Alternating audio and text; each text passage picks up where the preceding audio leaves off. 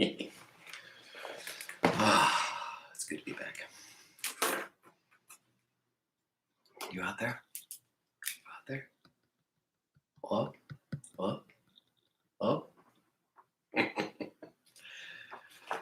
Happy day.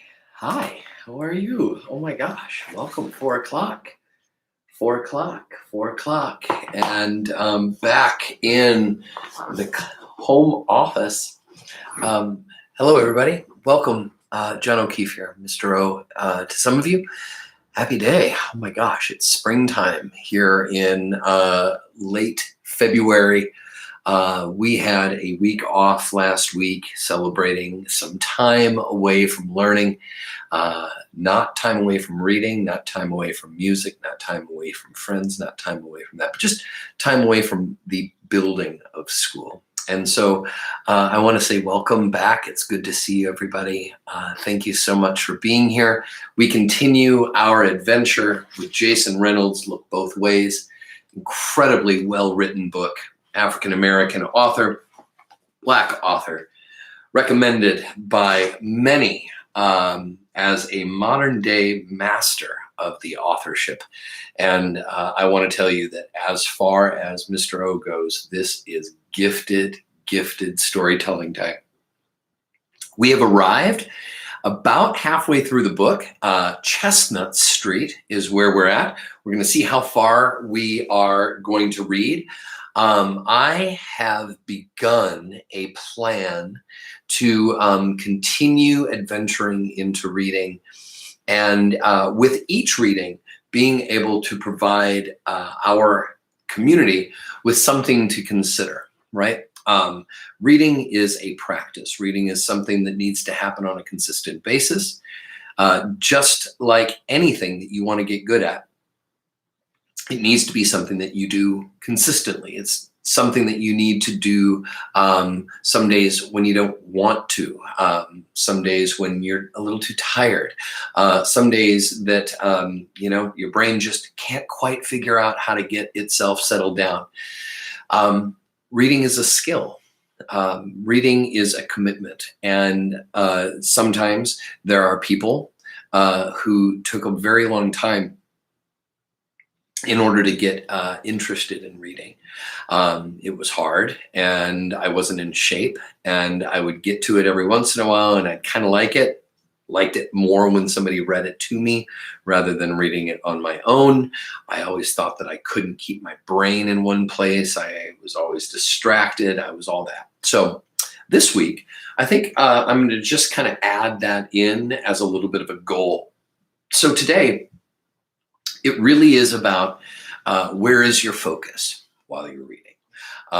You recognize, those of you who have participated with us before, you recognize the idea that you must do something in order to keep your brain fresh, in order to keep your brain aware of what you're doing. Otherwise, it's just going to be boring, right? If I stare at a pile of mud, it's just going to stay a pile of mud until I start imagining things, right? So when you are reading, one of the big important pieces is get yourself busy today. Get yourself into a place of getting comfortable, but not so comfortable that you want to take a nap. Get yourself relaxed. Maybe you have to say goodbye to your cat or your dog or your fish or your iguana, whatever you have as a pet, or your little brother or sister. Or you might even have to look at your family and say, excuse me, I'm going to be reading for the next 30 minutes. I'd appreciate if we'd have as little distraction as possible. One has to speak up for themselves, advocate for themselves. So that's numero uno. Find your spot. Make it relatively consistent. I have an outdoor space when it gets nice out. I have an indoor space when the weather's not so nice. I have a warm blanket. I have things that help me stay ready. But also, you'll notice I'm in a pretty typical place, right? Like you've seen me here for this entire book, plus the entire book prior to The Sun Came Down, which was really good. And if I'm not mistaken, I think The Mountain Meets the Moon was a part of this area as well. So one of the things is obviously this is one of my spaces of comfort. right? And I bring you here so that you can participate in learning what it's like to be a great reader. I'm not saying I'm a great reader. I'm saying what it takes to become a great reader. You hear the difference? So anyway, let's get back to our book. So we're going to stay focused today on what happens with my mind while I read. Is my mind in the story? Am I looking for clues? Am I looking for things that the author has left me to kind of pick up on? Am I spending time trying to get to know the characters because they're going to be the things, the people, the puppets that drive the story along?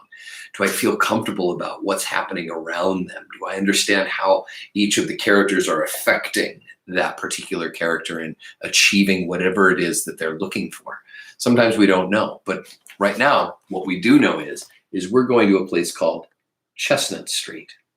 And as always, I'm looking for somebody to be climbing onto the back of somebody else, something in their hand. I think I see the flowers from the last story moving beyond, and I see something else coming this way in regards to maybe I don't know, maybe a soccer player, maybe a basketball player. I'm not quite sure. High tops. I got to see some shorts. And anyway, we're on Chestnut Street. So let's take attention and see where we go.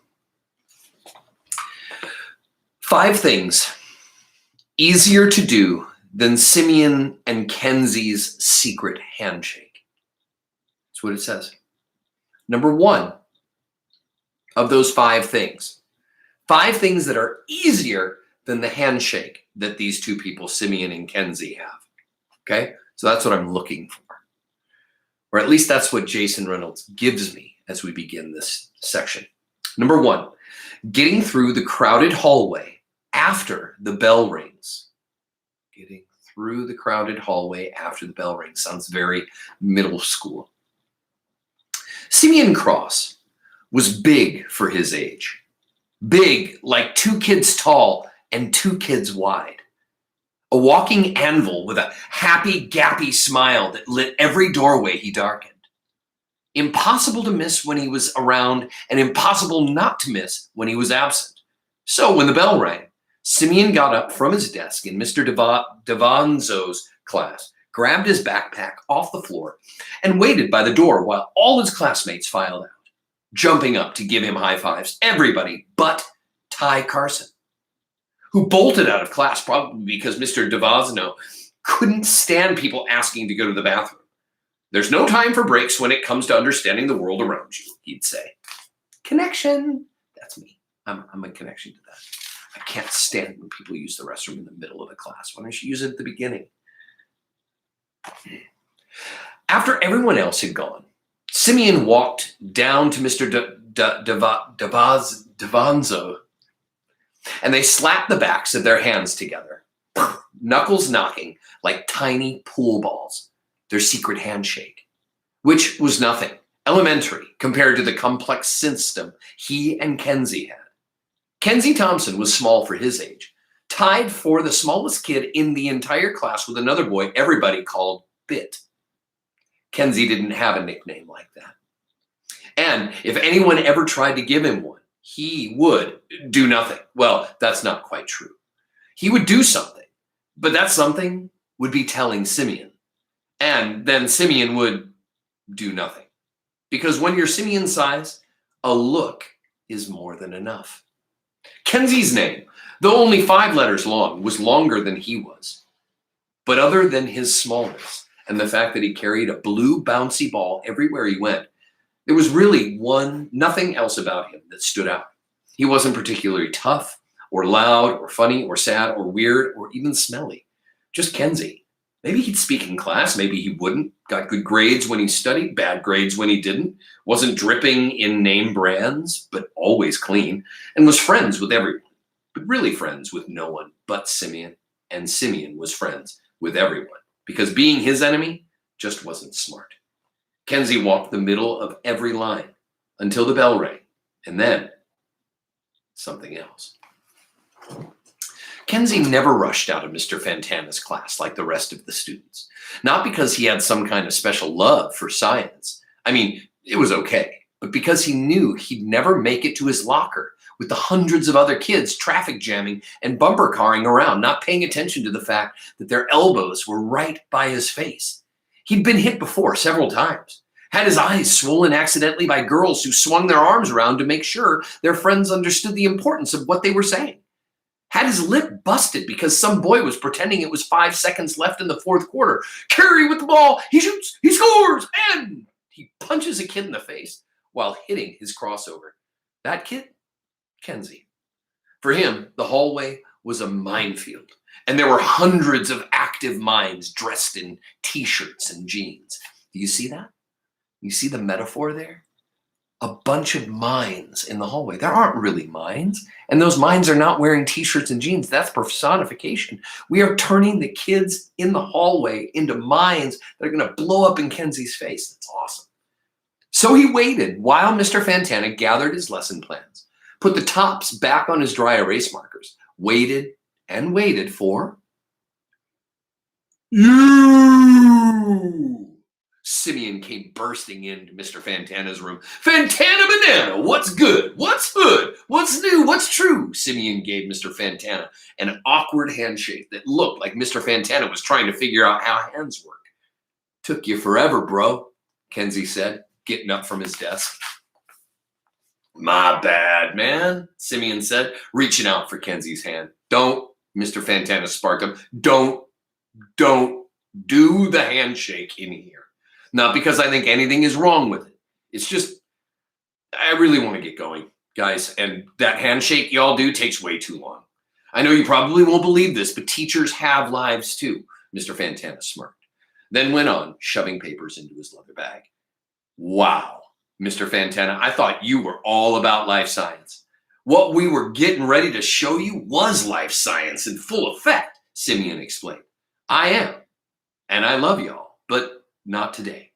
Then he pointed at the door. Please. Simeon didn't argue.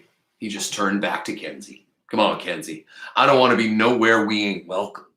Simeon, cut it, Mr. Fantana started, but Simeon shut him down. No. You said what you said, and the damage is done. Simeon bent his knee, squatting just enough for Kenzi to get a running start, to jump up onto his back. And off they went, out into the busy hallway of stumbling, awkward bodies pinballing around, bouncing into one another in off lockers. Simeon, bigger than the rest, was unbounceable. He couldn't be knocked down or pushed out of the way. Ready? Simeon asked Kenzi over his shoulder. Kenzi had his arms wrapped around Simeon's neck, tight enough to hold on, but not tight enough to choke the guy. Let's do it, Kenzi called back, and off they went. 2. Remember, there's 5. This is 2. Getting out of trouble with Miss Walkley for pretending to be in a horse race. But, Miss Walkley, we're not pretending to be in a horse race, Simeon pleaded. Miss Walkley stood at the door to the school, her face a pink raisin, made raisinier whenever she was in discipline mode, which was all the time. It was pretty much her job to tell everyone what not to do. Stop making fart noises. Stop dancing. Stop dancing like that. Stop rapping. Stop singing. Stop laughing. Stop acting like children. Children? Mr. Cross, Mr. Thompson was just on your back yelling yeehaw while circling in his arms in the air as if winding an imaginary lasso. Miss Walkley demonstrated and took everything in both boys not to crack up. That's just how he talks, Simeon said. I'm going to say this to you, and for the 1,000th time, Miss Walkley steamed. All feet should be, and stay firmly upon the ground. What about Pia Foster? Her feet be on skateboards. This from Kenzi. It wasn't snitching because everyone knew Pia skated through school. The one time anyone ever saw Simeon hurt was when Pia skated over his foot once.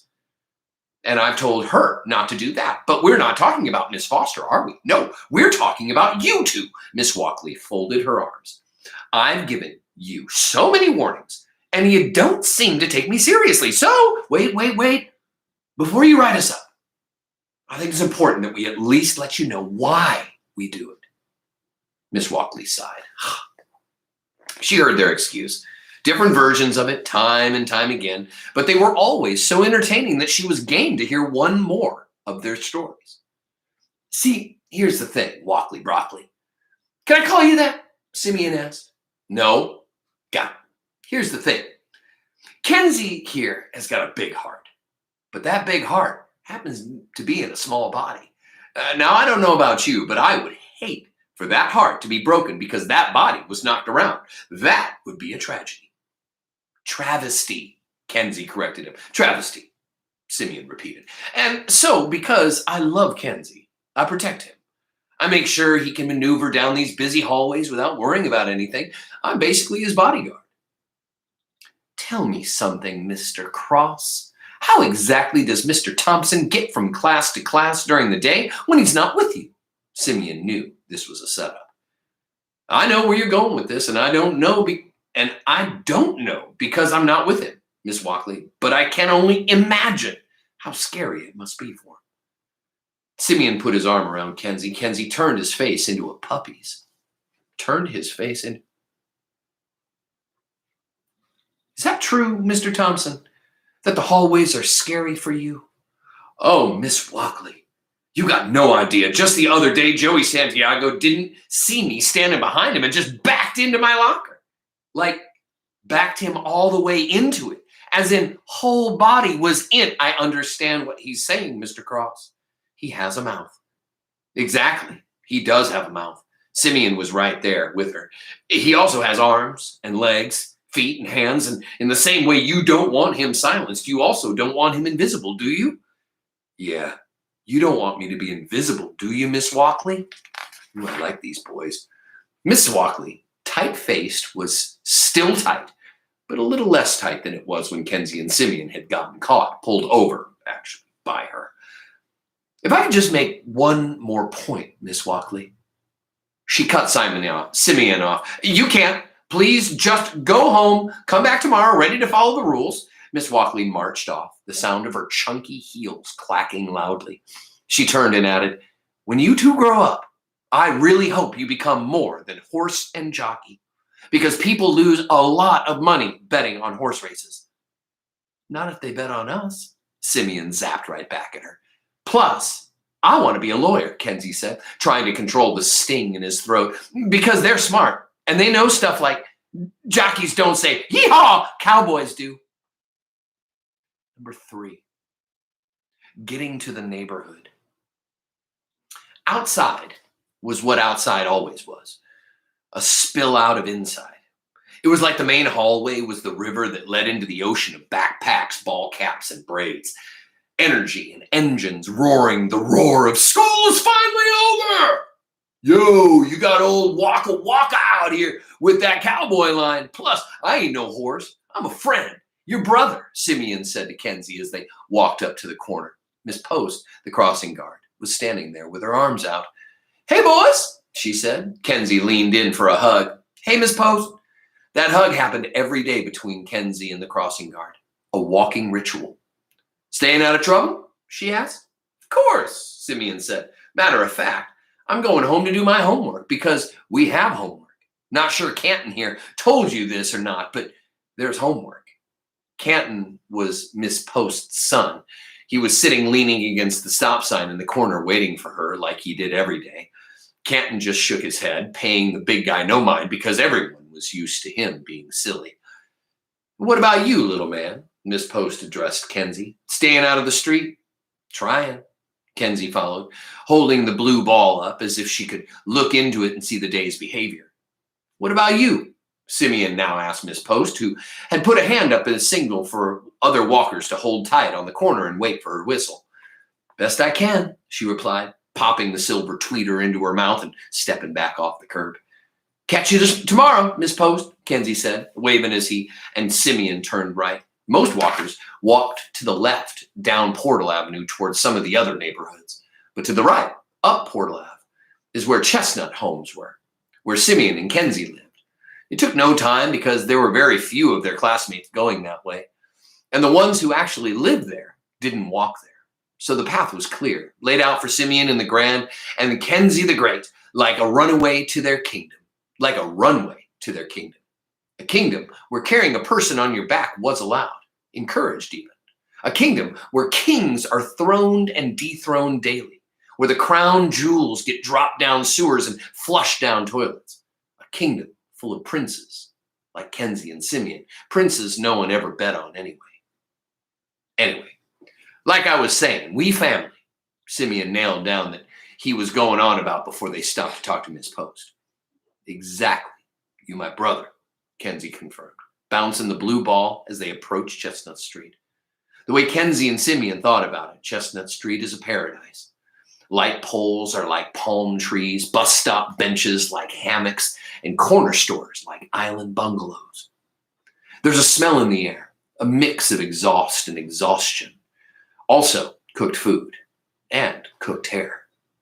There's a feel in the air, a stickiness like walking through an invisible syrup, a thickness to life.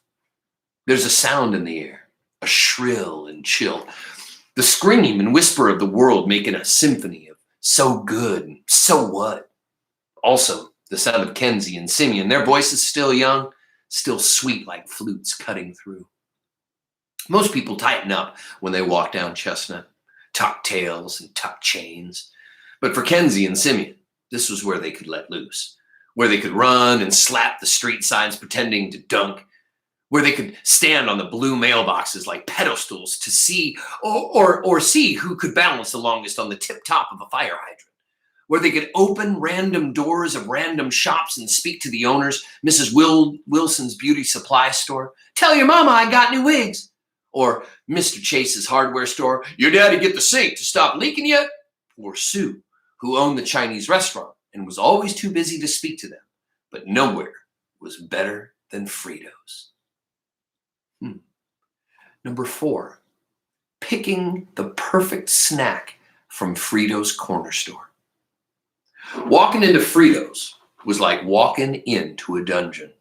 No matter what time of day it was, the light was always dim and the shelves were packed so high that you couldn't see over them. Walls of whatnot. No windows, big enough for the world's snacks, but too small for anything else. Anyway, always smelled like incense smoke trying to mask dirty mop water. Kenzi and Simeon came through the door with the kind of confidence of someone who owned the place. Fredo! Simeon called out, throwing up a hand while heading toward the bundt cakes and boxes of mini donuts.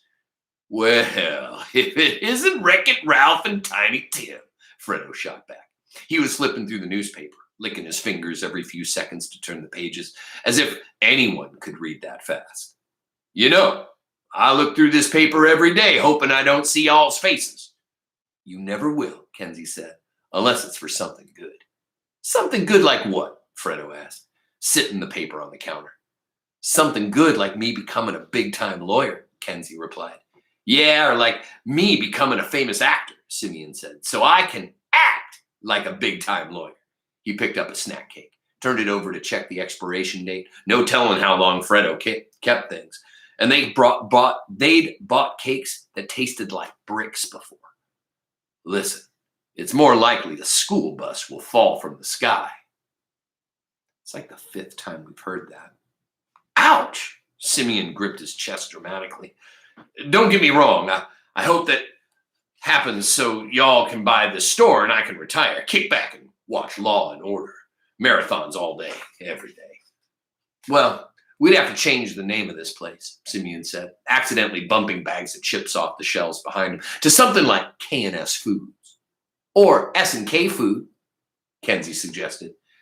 Fredo knitted his fingers together, rested his hands on the counter like some kind of judge. All right, gentlemen, whatever you say. A few moments later, Kenzi and Simeon were at the counter. A bag of chips for Kenzi and a snack cake for Simeon. A moon pie. Pause.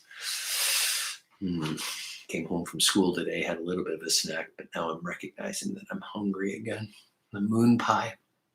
It's like brownies with like marshmallow cream on the inside of it. Miss Rainey gets them every once in a while. Moon pie. I don't think she's actually gotten one for a really long time.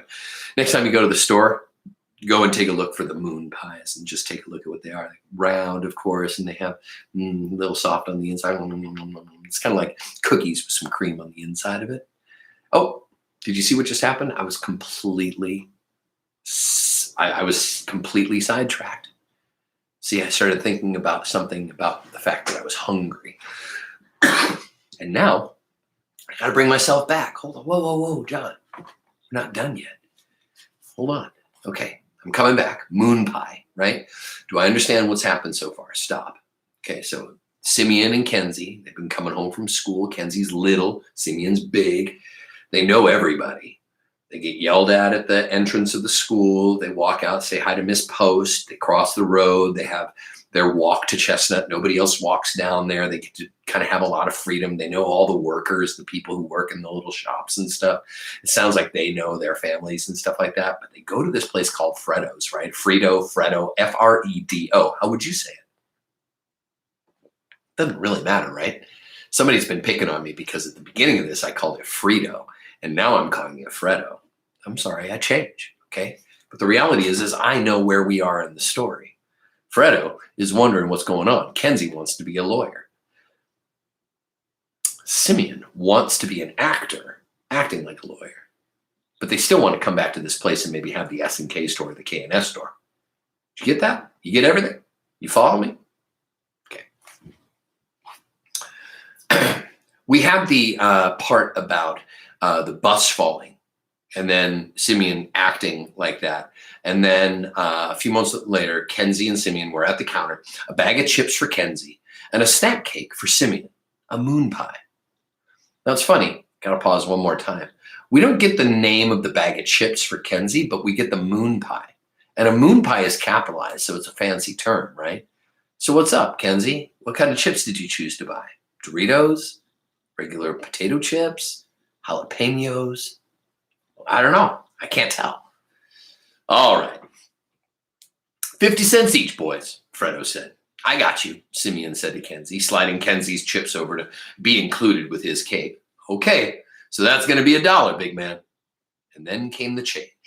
Simeon reached into his pocket, pulled out a fistful of dimes and nickels and pennies, slapped them down on the counter and started separating them and counting them out as if he were setting a checkers board up. Kenzi chuckled.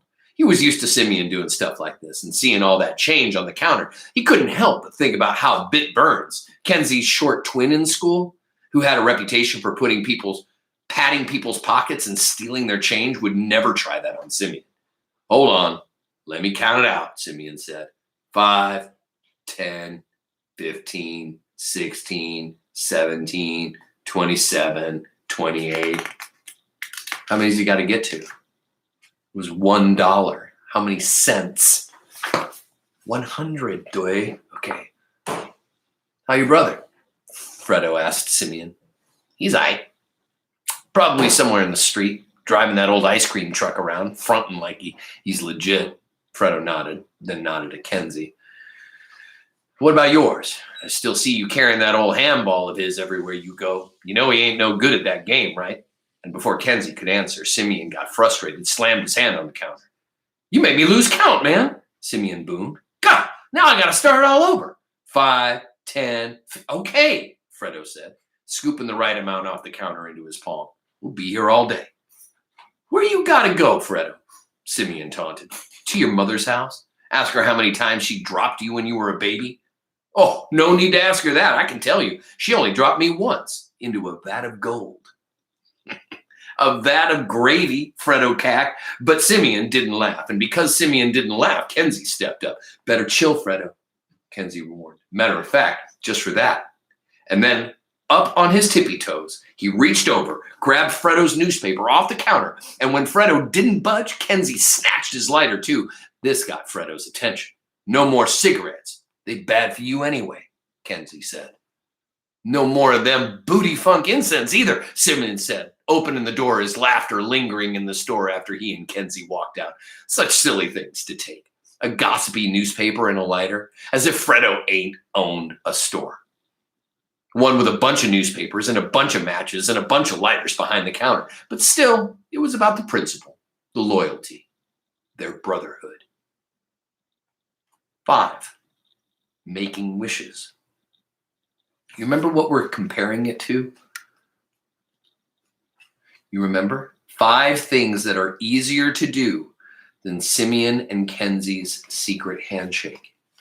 You remember, one of the teachers was like, nah, not while I'm here. Got to get going today. But the 5th thing that's harder to do is, that's easier to do, is making wishes. When Kenzi and Simeon made it to their building, the building they'd been living in their entire lives, they sat out front on the steps. The whole walk home, they laughed about Fredo, making up silly jokes about him, how they'd be back the next day. Fredo looked like a puppet, like somebody got their hand up his butt controlling him, Kenzi snapped. He looked like the type of dude who would own a store that just sells snacks. Like, what kind of guy you got to be just to sell snacks? Snacks! From Simeon, who now had the newspaper and rolled it up into a tube. He swung it around like a short sword. What did Fredo even mean? I mean, if it's Alfredo, that would explain it, because he definitely cheesy, Kenzi piled on, bouncing his ball back and forth under his legs. A slight breeze blew litter around, plastic bags floating like jellyfish, and a deflated birthday balloon, one of the shiny metallic ones, lifted and zipped through the air like happy shrapnel. Exactly, cheese. But I can't front. He got me with the gravy joke. Simeon followed with the balloon with his eyes as if it were a football thrown long, or a messenger pigeon with a note from afar. A smirk crept onto his face. Yeah, he did, Kenzi agreed, and they both cracked up. Kenzi set the ball down, opened his bag of chips, offered Simeon some. Nah, I'm good, Simeon said as the balloon floated out of view. But give me that lighter. Kenzi handed Simeon Fredo's lighter, unsure of what he was going to do with it. He couldn't grow up to be a lawyer if Simeon was getting ready to set something on fire. Jokes were one thing, but burning stuff down was something totally different. Simeon unrolled the newspaper, glanced at the front page, which was a story about a school bus falling from the sky, and ripped it in half. Then ripped the half in half and twisted it into a paper worm. At least that's what it looked like. Then he took the moon pie from its plastic, his huge fingers crushing it, most of it trying to slide it out perfectly. Happy birthday to you, Simon started singing in a fake opera voice. Happy birthday to you. What?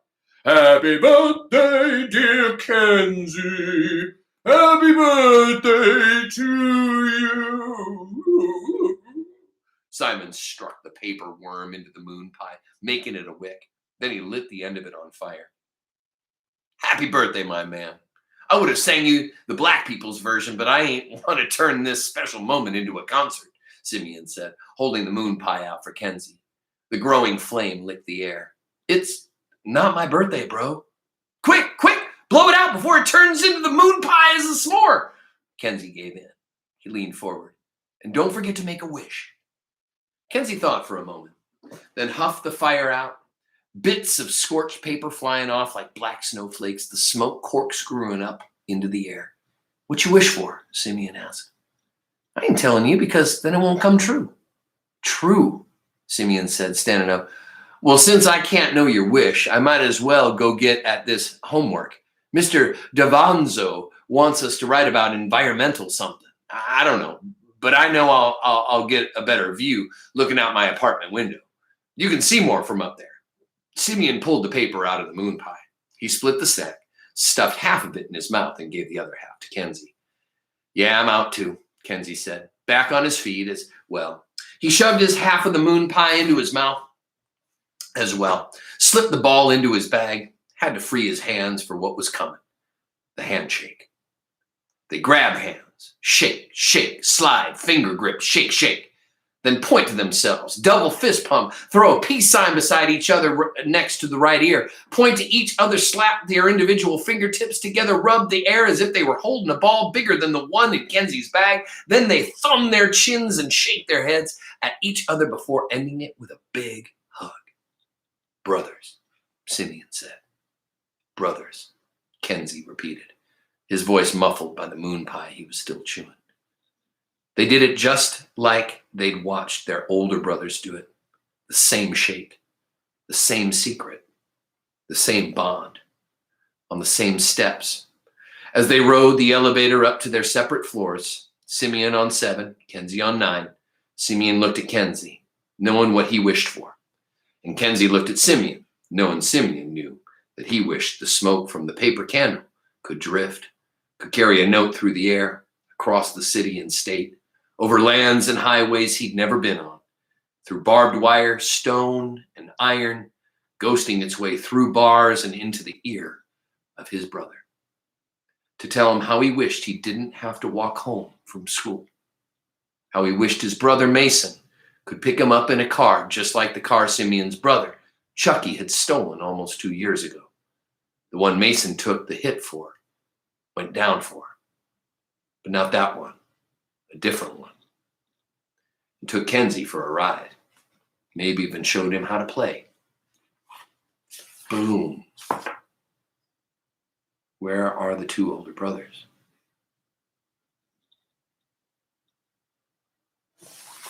What did they do? They made some bad choices. So I want to go back and say 5 things easier to do than Simeon and Kenzi's secret handshake, which is exactly like the one that their older brothers did before they got busted for stealing a car and are now spending all their time in prison. Getting through a crowded hallway after the bell rings. Getting out of trouble with Miss Walkley for pretending to be in a horse race. Getting to the neighborhood. Picking the perfect snack from Fredo's corner store.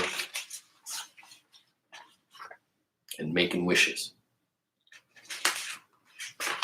5 things easier than doing that handshake. And I'll read it one more time because I'll bet some of y'all will go home and try to figure this thing out. Let's just make sure that you know what it is one more time. You know what I'm saying? Here it comes. The handshake. They grab hands, shake, shake, slide, finger grip, shake, shake, then point to themselves, double fist pump, throw a peace sign beside each of their right ears, point to each other, slap their individual fingertips together, rub the air as if they were holding a ball bigger than the one in Kenzi's bag. Then they thumb their chins and shake their heads at each other before ending it with a big hug. Brothers. Brothers. Yeah. They're missing their brothers. Older brothers sometimes make bad choices. But now I know who that is. That's Kenzi and Simeon. I'm wondering what else I might be learning as we go into this. But ladies and gentlemen, tomorrow, as we come back together, we will indulge in a little bit more story. And we're going to be on Nestle Street. I wonder if it's going to have something to do with chocolate. Ladies and gentlemen, welcome back to another wonderful week. I look forward to seeing you again tomorrow. Between now and then, please send some love. Go create a secret handshake with somebody super important in your life. Look them dead in the eye and say, brothers, even if you're sisters. And if you're sisters and you call them sisters and brothers, sisters, mamas, daddies, whatever. I hope you have a great day. Thanks for being here today. It means the world to me. Until we see each other again, be safe. I love you. Now get out of here. Go. Get out of here. Go. Go. Go.